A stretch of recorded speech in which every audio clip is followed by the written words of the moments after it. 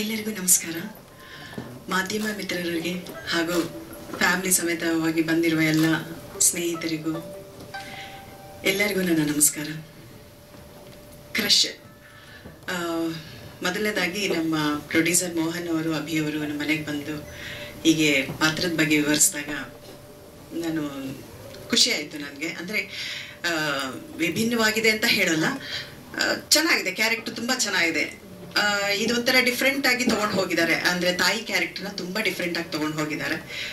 ತುಂಬ ಎಮೋಷನ್ ಇರೋವಂಥ ಕ್ಯಾರೆಕ್ಟ್ರು. ಮತ್ತು ಆರ್ಯ ಹೇಳ್ದಾಗೆ ಅಭಿಯವರು ಒಂದೊಂದು ಸೀನ್ ಮಾಡುವಾಗ್ಲೂ ಇನ್ನೊಂದು ಟೇಕ್ ಮಾಡೋಣ ಮೇಡಮ್, ಇನ್ನೊಂದು ಟೇಕ್ ಮಾಡೋಣ ಅಂತ ಇದ್ರು. ಓಕೆ, ಅವ್ರು ನಿಮಗೆ ಹೆಂಗೆ ಬೇಕು ಹಾಗೆ ಮಾಡೋಣ ಖಂಡಿತವಾಗ್ಲು ಅಂತ. ಕೆಲವು ಸೀನ್ಗಳಲ್ಲಂತೂ ಗ್ಲಿಸ್ರಿನೇ ಬೇಡ ಮೇಡಮ್ ಅಂದರು. ಸರಿ ಬೇಡ ಬಿಡಿ, ಹಂಗೆ ಮಾಡೋಣ, ನೀವು ಡೈಲಾಗ್ ಹೇಳ್ತಾ ಇರಿ, ನಾನು ಎಮೋಷನ್ ತೊಗೊಂಡು ಹಂಗೆ ಆ್ಯಕ್ಟ್ ಮಾಡ್ತೀನಿ ಅಂತ. ಹಾಗೆ ಆಯಿತು. ನಿಜವಾಗ್ಲೂ ಅಭಿಗೆ ಒಂದು ಒಳ್ಳೆ ಫ್ಯೂಚರ್ ಇದೆ. ತುಂಬ ಕ್ರಿಯೇಟಿವ್ ಡೈರೆಕ್ಟರ್. ಇದೇ ಬೇಕು, ನನಗೆ ಹೀಗೇ ಬೇಕು ಅಂತ ಎಲ್ಲರ ಕೈಲೂ ಆ್ಯಕ್ಟ್ ಮಾಡಿಸ್ತಾ ಇದ್ರು, ಮೋಲ್ಡ್ ಮಾಡಿಸ್ತಾ ಇದ್ರು.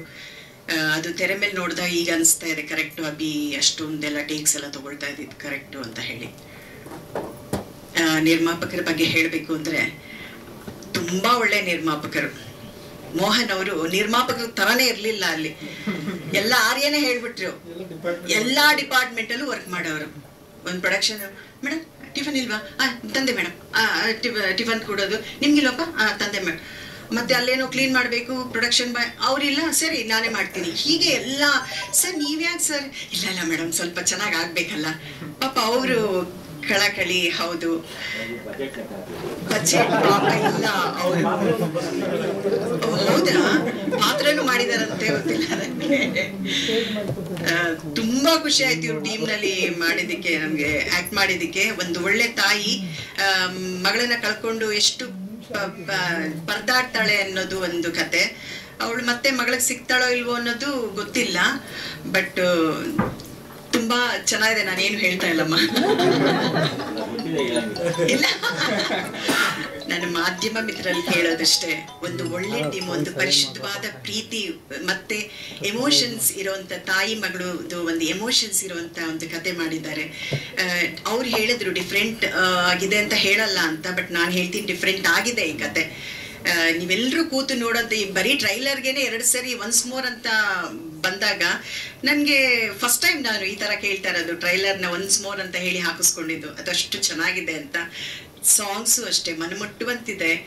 ಒಂದು ಸಾಂಗ್ಸ್ ರಿಲೀಸ್ ಮಾಡಿದ್ರು, ಆಗಲೇ ಎಲ್ಲರಿಗೂ ಇವರು ಹೋಗಿ ಕೇಳಿದ್ರಲ್ವಾ ಮೋಹನ್ ಸರ್, ನೀವು ಎಲ್ಲ ಹುಡುಗಿರ್ನೆಲ್ಲ ಎಲ್ಲರೂ ಇಷ್ಟಪಟ್ಟಿದ್ರು. ಆಗಲೇ ಎಲ್ಲ ರೀಲ್ಸ್ ಎಲ್ಲ ಮಾಡಿಬಿಟ್ರು ಆ ಸಾಂಗ್ನ, ಅಷ್ಟು ಫೇಮಸ್ ಆಗಿತ್ತು.